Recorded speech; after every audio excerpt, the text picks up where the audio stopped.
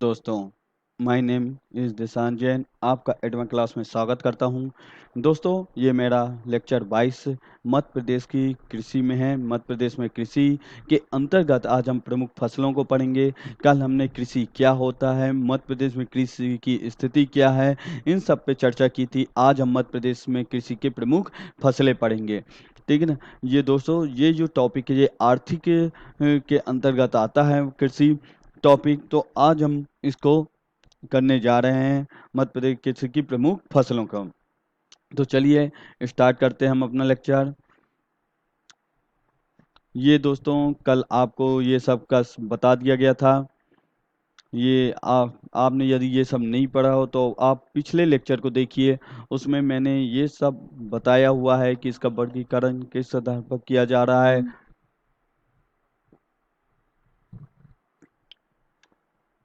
ये पिछले वीडियो में बहुत अच्छे से बताया। अब भारत की प्रमुख फसलों के नाम, उत्पादन, राज्य एवं भारतीय कृषि संबंधी महत्वपूर्ण तथ्य बताएंगे। गेहूं और धान हो गया था।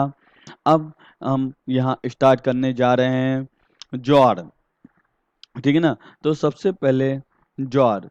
तो ज्वार जो है, ये जो आपको फसल दिख रही है, ये ज्वार की फसल है। इस तरह ये इसका पौधा दिखता हुआ है ज्वार का। जो ज्वार है एक तो खरीफ की फसल है। किसकी फसल है ज्वार? खरीफ की फसल कहलाती है। आपको मैंने कल बताया था दो तरह की वर्गीकरण किया जाता है, एक रबी की, एक खरीफ की। तो ये जो ज्वार है ये क्या है खरीफ की फसल है। और इसकी ट्रिक भी आपको बताई थी कि जो वर्षा ऋतु में बोई जाती है, जो कि खराब होने का रहता है, उसे ही खरीफ की फसल कहा जाता है। तो मध्य प्रदेश में सर्वाधिक उत्पादन कहाँ होता है ज्वार का? बालाघाट में होता है। वर्षा कितनी चाहिए होती है इसके लिए? 150 से 200 सेंटीमीटर, है ना? तापक्रम कितना चाहना होता है? 25 से 30 सेंटीग्रेड तक का। मिट्टी कैसी होनी चाहिए इसके लिए? जलोढ़ अथवा चिकनी मिट्टी होनी चाहिए। प्रमुख किस्म कौन कौन है? CSB 1, CSB 7 और CSB होती है। सर्वाधिक उत्पादन वाला राज्य कौन सा है? महाराष्ट्र। यदि हम भारत की बात करें तो सर्वाधिक उत्पादन वाला राज्य कौन सा है? महाराष्ट्र है। अब इसके बाद हम नेक्स्ट फसल की ओर चल रहे हैं। इसकी कुछ महत्वपूर्ण तथ्य हैं। 3/4 से अधिक क्षेत्र मात्र 3 राज्यों महाराष्ट्र, कर्नाटक और मध्य प्रदेश में विस्तृत है, जो देश का 80% ज्वार का उत्पादन करते हैं। और यदि बोला जाएगा कि सबसे बड़ा उत्पादन राज्य महाराष्ट्र है, और दूसरे में नंबर में कर्नाटक है, और तीसरे नंबर में तमिलनाडु है। चलिए नेक्स्ट फसल की ओर बढ़ते हैं। बाजरा। ये आपको जो फसल दिख रही है, ये काहे की फसल है? बाजरे की फसल है। हैं? तो बाजरे की जो फसल है ये कैसी फसल है? खरीफ की फसल होती है।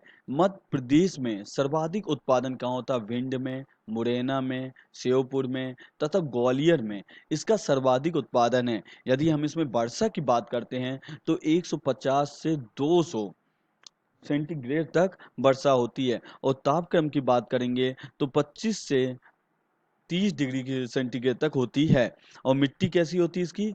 बलुई मिट्टी होती है। प्रमुख किस्में कौन कौन सी होती हैं?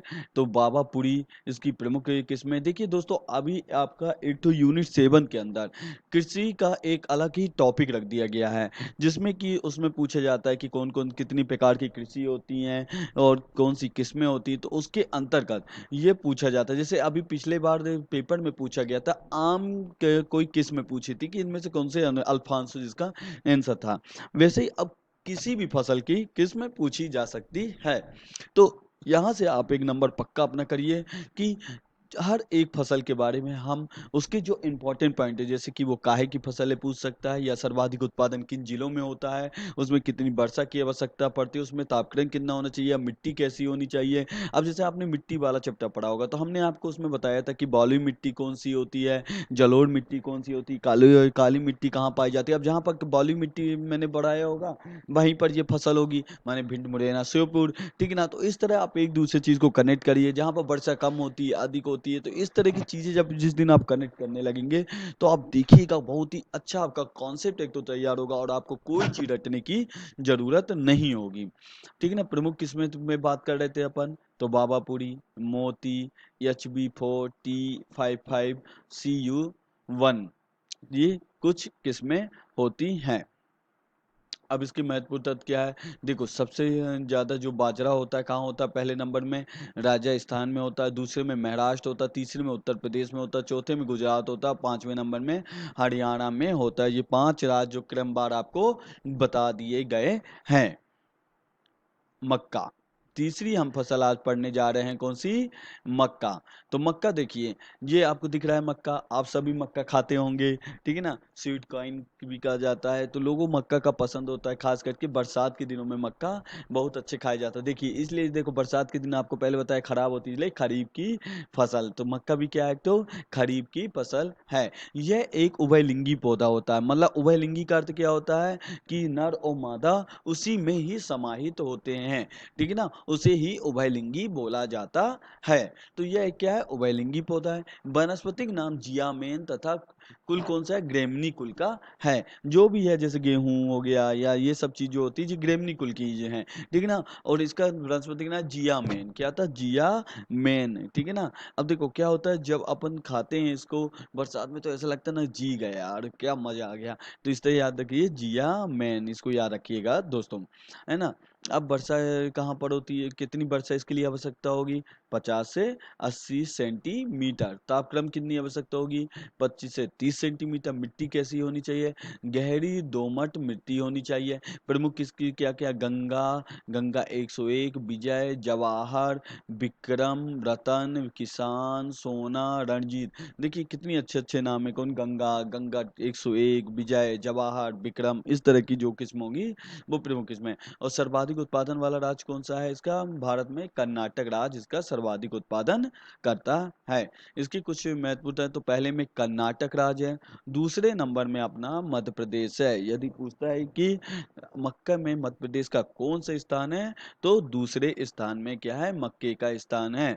विश्व में देश का कौन सा स्थान है? 7वां स्थान है, ठीक है ना? और सबसे ज्यादा कहाँ पर होता है, ये आप कमेंट बॉक्स में लिख के बताएंगे कि सबसे ज्यादा मक्का किस देश में होता है। इधर पर मैं लिख के देता हूँ आपको क्वेश्चन। ये क्वेश्चन आपको बताना, आपको हम अगले लेक्चर में ये क्वेश्चन का आंसर दे देंगे, ठीक है ना?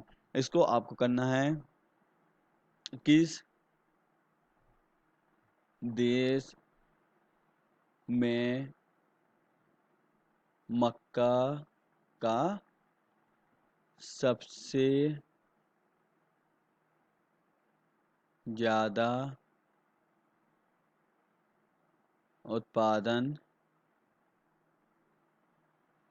होता है? ये क्वेश्चन आपको बताना है, ठीक है ना? फिर क्या होता है? मक्के को क्या कहते हैं? अनाज की रानी भी बोला जाता है। मक्के को क्या बोलते हैं? अनाज की रानी, ठीक है ना? अनाज की रानी किसे बोलेंगे? मक्के को बोलेंगे अनाज की रानी। इसको बहुत ही याद रखिएगा, दिमाग में बैठा लीजिए कि अनाज की रानी कौन कहलाती है। ये कुछ ऐसे शब्द होते हैं जो उपनाम टाइप के होते हैं, उनको हमेशा अच्छे से पढ़ा करिए, क्योंकि ये सीधे एमपीपीएससी या एमपी की कोई भी गवर्नमेंट एग्जाम में ये नाम सीधे पूछ लिए जाते हैं। तो आप इसको बहुत अच्छे से देखा करिए कि कौन से उपनाम है, छांटने की कोशिश कर। हमने सिर्फ आपको इधर पर मेन मेन पॉइंट इसलिए रखे कि आपको ज़्यादा दिक्कत ना हो।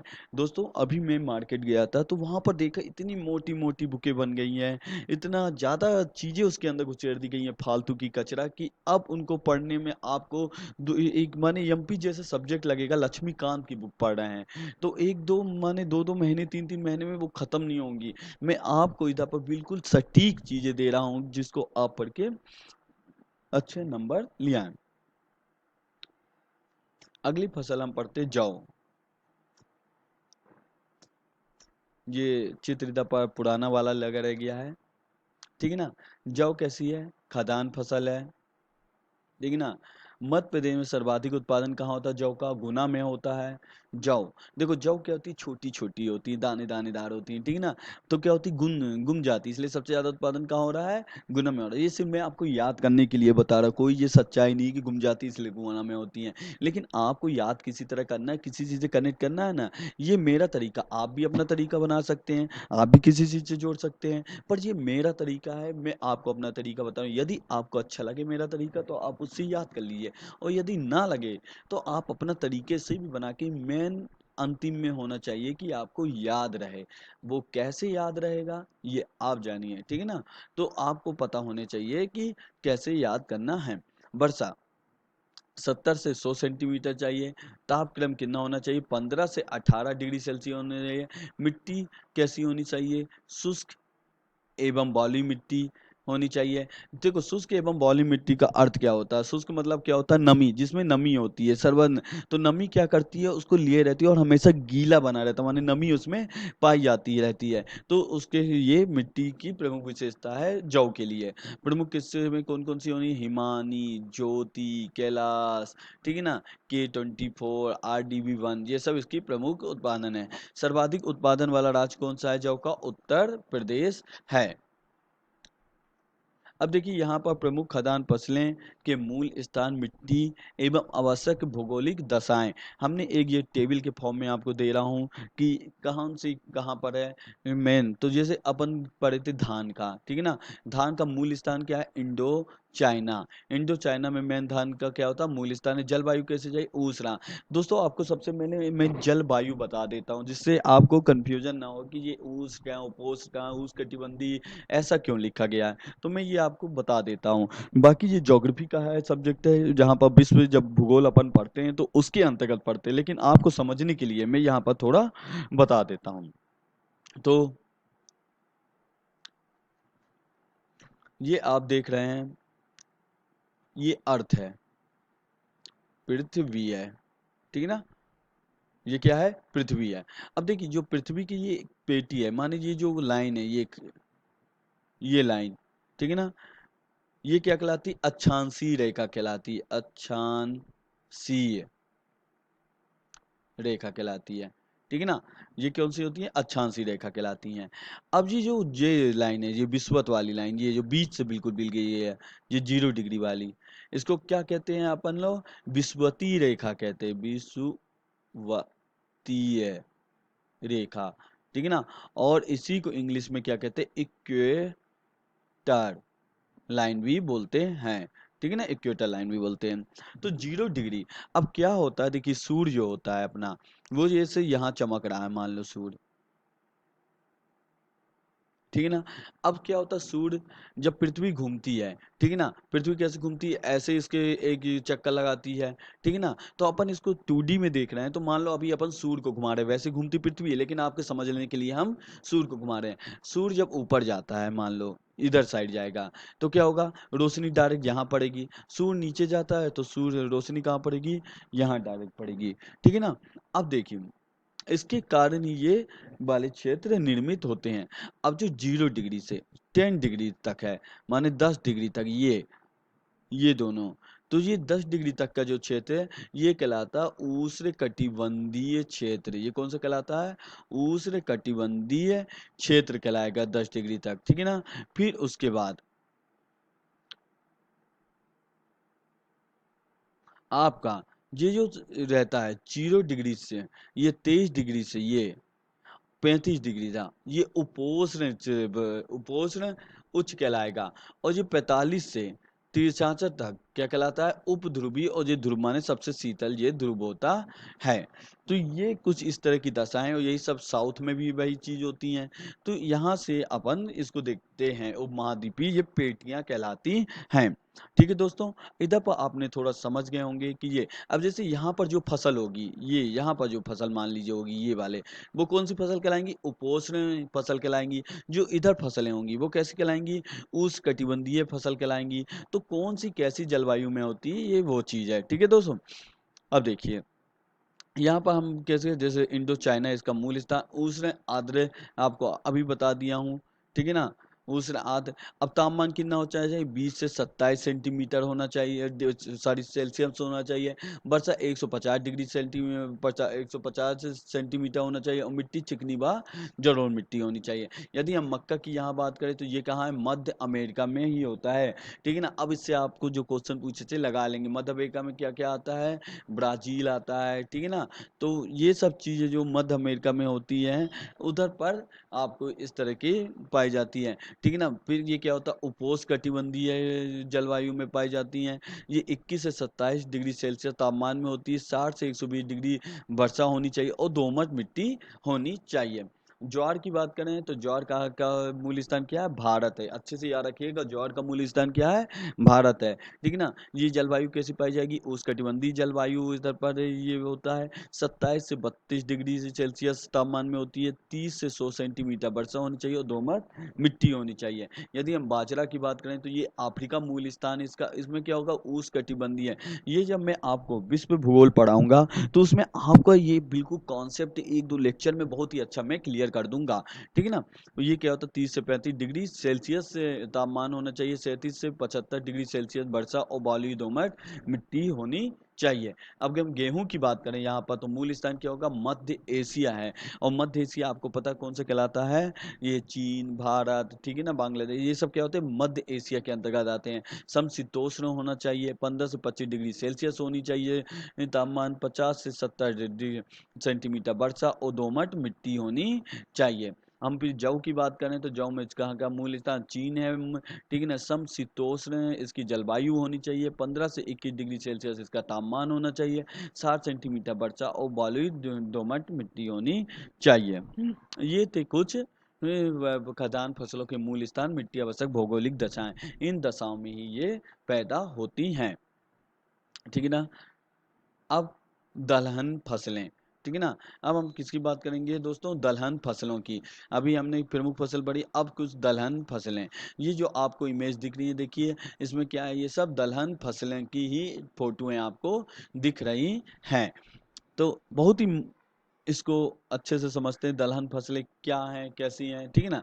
तो देखिए सबसे पहले रबी और खरीफ दोनों किसी मौसम की फसल ही को क्या कहते हैं, दल माने क्या, कुछ रबी भी हो सकती हैं और खरीफ फसलें। ये जरूरी नहीं कि रबी की ही फसल दलहन कहलाएगी या खरीफ की फसल। दोनों किस्म की फल माने किसी ही मौसम, जो भी मौसम में होती होंगी, दलहन हो सकती है। इसके अंतर्गत कौन कौन सी फसल आती है दलहन फसलों के अंदर, दलहन का सीधे स्पष्ट रूप में अर्थ समझिए, दाल। ठीक है ना, दाल को ही दलहन फसल बोली जाती है। ठीक है।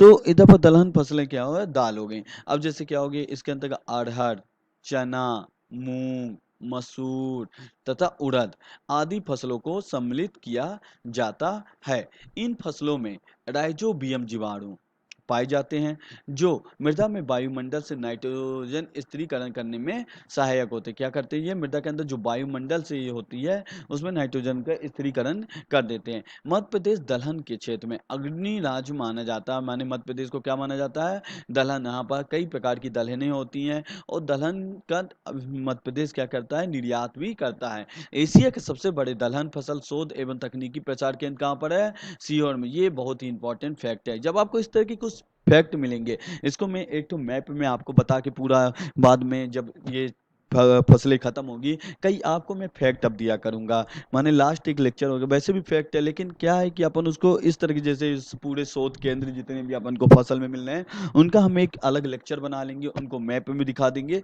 और वो आपको प्रोवाइड करा देंगे। तो एशिया के सबसे बड़ा दलहन शोध एवं तकनीकी प्रचार केंद्र कहाँ है, सीहोर में है। दलहन के उत्पादन व उपभोक्ता में भारत कौन सा स्थान है दोस्तों, प्रथम स्थान पर है। ठीक है ना। तो अब देखते हैं अपन चना। सबसे पहले कौन सी दलहन के अंतर्गत पहली फसल कौन सी है, चना। ये चना की जो आपको दिख रहा है, ये चना का पेड़ है। आप सब चना खाए होंगे, ठीक है ना, ये चना आप खाए होंगे। तो चना की फसलों में मध्य प्रदेश कौन सा है, प्रथम स्थान रखता है। क्या होता है, मध्य प्रदेश चना की कैसे फसलों में रख रहा है, स्थान किसका है, महाराष्ट्र का। और तीसरा स्थान किसका है, राजस्थान का है। यदि हम वनस्पति के नाम की बात करें चने की, तो क्या है, सीसर एरिटीनम। क्या नाम है, सीसर एरिटीनम। ठीक है ना। कुल इसका बात करें तो लेक्यूमिनेस कुल का ये पौधा है। किस में बात करें तो क्या था, ग्वालियर 3, उज्जैन 21, उज्जैन 24, T3, JP 355 और राघौरगढ़ 5 है। देखिए ये एक जिले के नाम पे, यदि आपको कहीं जिले का नाम दिखता है तो आप उसमें किस में लगा सकते हैं, ये चना की किस्म है। बहुत ही आसान इसको याद करना। यहाँ भी आपको इस तरह की दिखे तो आप उसमें चना टिक लगा सकते हैं। और चलिए सर्वाधिक उत्पादन जिला कौन सा है इसका, छिंदवाड़ा। छिंदवाड़ा इसका क्या है, सर्वाधिक उत्पादन। आपने देखा होगा अधिकतर उत्पादन की जो किस्में की फसलें हो रही हैं वो कहाँ हो रही हैं, छिंदवाड़ा में हो रही हैं। अब हम बात करते हैं अरहर की। अगली फसल कौन सी है अपनी? अरहर। अरहर की फसलों में मध्य प्रदेश तीसरे स्थान में। सबसे पहला फैक्ट क्या होता है, पूछ सकता है अरहर के में मध्य प्रदेश का कौन सा स्थान है, तो तीसरे में। प्रथम पूछेगा कौन है, महाराष्ट्र है। वनस्पति नाम पूछ रहा है, केजेनस कजान। देखिए मैं आपको एक कि जब पढ़ाऊंगा तो एक टेबल बना के आपको पूरे वनस्पति नाम लिखवा दूंगा, ठीक है ना। आप अभी इसको नोट डाउन करते रहिए, और फिर मैं तो आपके लिए करूंगा ही, लेकिन आप भी अपने साथ लिखते रहिए। मिट्टी कैसी है, दोमट मिट्टी पाई जाती है। अरहर अनुसंधान केंद्र शेरपुर सीहोर में। कहाँ पर है, शेरपुर सीहोर में अरहर अनुसंधान केंद्र। और सर्वाधिक उत्पादन जिला कौन है, छिंदवाड़ा। देखिए इसका भी सर्वाधिक उत्पादन जिला कौन सा है, छिंदवाड़ा है। अब उड़द, ठीक है ना। उड़द की हम बात करें तो देखिए उड़द का वानस्पतिक नाम क्या है, बिगना मूंगा। दे आपको दिख रही है उड़द की दाल, दिख रही है काली काली। इसको छीलते हैं, या कई लोग बिना छिलका वाली भी लेते हैं, कई लोग छिलका वाली भी लेते हैं, ठीक है ना। तो घर में ये मम्मी लोग से पूछना, आपको नहीं पता होगा, वो बनाती हैं इसको। और आपने भी देखा होगा, शायद लड़कियों को तो पता होगा, लड़कों को कुछ लोग को नहीं पता होगा, तो आप देख सकते हैं घर में। देखिएगा क्या होता है, कई चीजें अपन को देख के याद होती है, इसलिए ये सब चीजें आप देखते रहिए करिएगा कि कौन सी दाल बन रही है। फिर सोचा करिए इस दाल का रासायनिक नाम क्या है, ये किस तरह की मिट्टी में होती है। तो ये सब आपके अंदर प्रश्न चलते रहना चाहिए। जब आप खाना खाएं तो इस तरह के प्रश्न चलें, तो आपको क्या होगा, याद करने में दिक्कत नहीं होगी। तो देखिए वनस्पति नाम क्या है, बिगना मूंगो, ठीक है ना, बिगना मूंगो। सर्वाधिक उत्पादन जिला क्या है, मंदसौर, नीमच, टीकमगढ़ इसके सर्वाधिक उत्पादन जिला है। दोस्तों अब मैं आपको कुछ फसल बताने जा रहा हूँ, और उनके क्या बताने जा रहा हूँ, रोग, कि उनसे कौन रोग होते हैं। मैंने आपको ये एक्चुअली बताया नहीं, ले बताना चाहिए था, तो ये छूट रहा था, तो मैं इसके लास्ट में क्या कर देता, रोग व लक्षण बता देता हूँ यहाँ पर, ठीक है ना। तो कौन के उनके फसल, कुछ फसलों के रोग और उसमें कौन से लक्षण पाए जाते हैं, ठीक है ना।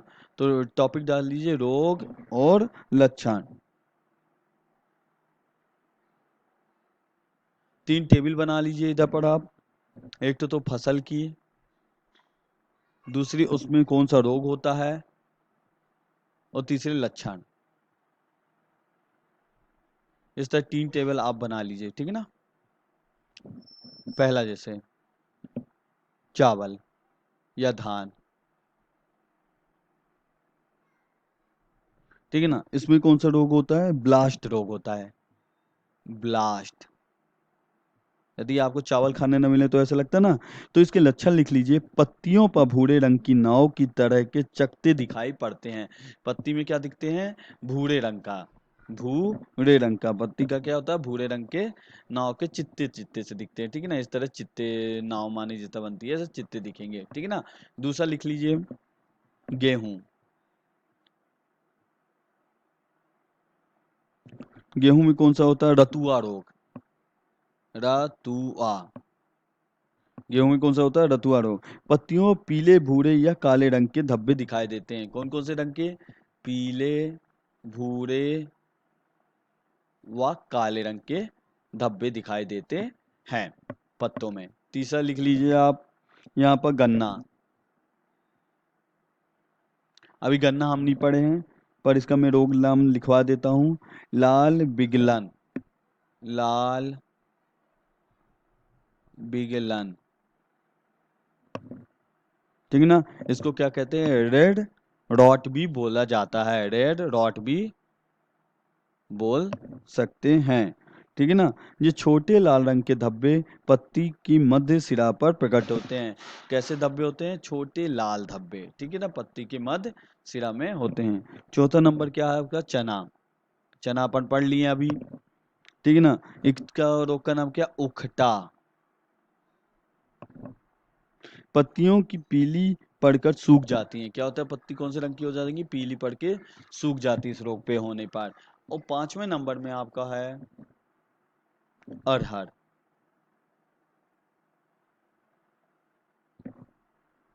तना विगलन, इसका रोग का नाम क्या है, तना विगलन रोग होता है।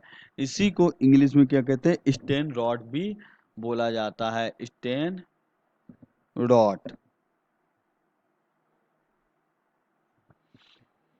देखिए दोस्तों, मेरी राइटिंग बहुत गंदी है पर समझ में आ रहा होगा। यदि कहीं पर समझ में नहीं आता है तो उसको मैं बोल देता हूँ फिर से। पहला नंबर है, देखिए चावल धान। इसको अच्छा, इसका लक्षण पहले बता देता हूँ। मिट्टी की सतह के पास तने पर भूरे या गहरे भूरे धब्बे होते हैं। कैसे होते हैं? भूरे या गहरे भूरे, ठीक है ना, धब्बे होते हैं। अब मैं आपको इसको एक बार बोल के बता देता हूँ, यदि किसी को राइटिंग नहीं समझ में आ रही हो तो वो सुन ले ध्यान से। सबसे पहला क्या होता है? चावल या धान, ठीक है ना। तो इसमें कौन सा रोग होता है? ब्लास्ट रोग होता है। कौन सा? ब्लास्ट रोग होते हैं। पत्ती कैसी दिखती है? पत्ती में भूरे रंग के धब्बे हो जाते हैं, नाव की आकार के। दूसरे नंबर पर क्या है? गेहूं। गेहूं में कौन सा रोग होता है? रतुआ रोग पाया जाता है। ये पीले भूरे व काले रंग के धब्बे इसमें पत्ती में दिखाई देते हैं। तीसरे नंबर में गन्ना। गन्ना में कौन सा? लाल विगलन रोग होता है। इसी को रेड रॉट भी बोलते हैं। इसमें कैसी पत्तियां हो जाती हैं? लाल दिखाई देने लगती हैं। फिर चना। चना में कौन सा होता है? उखटा। उखटा रोग होता है, जो कि कैसी पत्ती होती है? पत्ती पीली पड़ के गिर जाती है। पांचवे में कौन सा रोग होता है? अरहर। माने पांचवा अरहर। इसमें क्या होता है? तना विगलन कहलाता है। ये क्या होता है? लाल विगलन होता है, और ये तना विगलन। इसको ये कहते हैं स्टेन रॉड कहते हैं। गन्ना को लाल विगलन और अरहर को तना विगलन रोग होता है। और इसमें क्या होते हैं? भूरे। इसमें भूरा कहाँ होता है? जड़ों में, जड़ों के नीचे जो पाया जाता है वहां पर ये भूरे रंग का पड़ जाता है। तो दोस्तों, ये आपको वीडियो कैसी लगी है आप जरूर इसको बताएं, कमेंट में जरूर अपना फीडबैक दें। क्योंकि पूर्णतः कोई परफेक्ट नहीं होता है, तो हम भी परफेक्ट नहीं हैं और कोई भी नहीं हो सकता। सब में कुछ न कुछ सुधार की ज़रूरत होती है। तो आप जब फीडबैक देंगे हमें, तो हम वो सुधार करने की कोशिश करेंगे। तो आप जितना हमको फीडबैक देंगे, हम उतना अच्छा आपके पास और अच्छी चीज़ें लेके आ पाएंगे और ज़्यादा मेहनत करेंगे। और जो मेरी टीम है वो उसमें बहुत ही ज़्यादा मेहनत करने के लिए तैयार है। तो दोस्तों, आपको ये वीडियो जैसा भी लगा हो आप ज़रूर कमेंट बॉक्स में बताएं, या तो आप हमारे पर्सनली मेल में बता सकते हैं, इंस्टाग्राम में बता सकते हैं, टेलीग्राम में बता सकते हैं। बहुत से सोशल प्लेटफॉर्म में हमें उनमें आप बता सकते हैं दोस्तों। और एक तो हमारी रील चलती है करंट अफेयर की, वो आपके एग्जाम के लिए 5 से 6 माने 1 से 2 मिनट में आपको पूरी हेडलाइन पूरी दिन भर की मिल जाती है उसमें। तो उसको जरूर 1 मिनट, आप इंस्टाग्राम तो चलाते ही होंगे, तो उसमें कम से कम आप देख सकते हैं। तो दोस्तों, आपको ये वीडियो पसंद आया है तो आप इसको जरूर लाइक करें, और यदि अभी तक आपने चैनल को सब्सक्राइब नहीं किया है तो सबसे पहले सब्सक्राइब करें। ओके दोस्तों, धन्यवाद।